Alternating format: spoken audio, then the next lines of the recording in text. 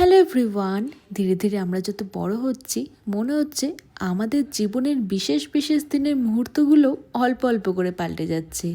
এই যেমন আগে নববর্ষ মানেই ছিল নতুন জামা কাপড় পরা, সকাল সকাল গণেশ পুজো দেওয়া, এছাড়াও বিকেলের দিকে হালখাতা করতে বেরিয়ে যাওয়া, আর তারপরে বাড়িতে এসে কতগুলো মিষ্টির প্যাকেট কালেক্ট করেছি সেটাই খোঁজ নেওয়া।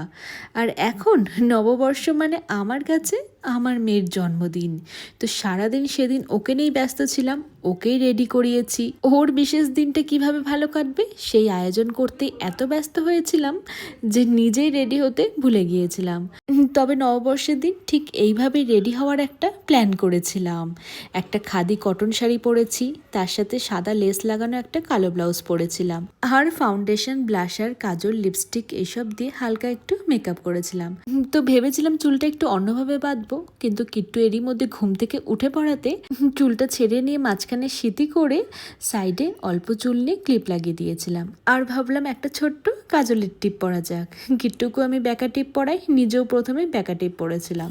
ও হ্যাঁ, দেখেছেন গয়না পরতেই ভুলে গিয়েছি। অক্সিডাইজের একটা কানের আর হাতে চুড়ি পরে নিয়েছিলাম। তো অনেকে এই শাড়ির লিঙ্ক চেয়েছিলেন। তো এই সুন্দর শাড়িটা হলো নবরূপা শাড়ির ফুলিয়াজের কালেকশন। রিজনেবল প্রাইসে খুব সুন্দর একটা শাড়ি, আর গরম তো চলেই এলো, গরমের জন্য বেশ আরামদায়ক। পেজকে আমি ট্যাগ করে দেব এবং তাদের কন্ট্যাক্ট ডিটেলস আমি আমার ক্যাপশনে বা কমেন্ট সেকশনে দিয়ে দেব। কে চলে এসছে আমার শুটের মাঝখানে? কিট্টু, ওরে বাবা, ওটা আরেকটা কিট্টু, ওখানে সামনে আরেকটা কিট্টু। কই কিট্টু কই?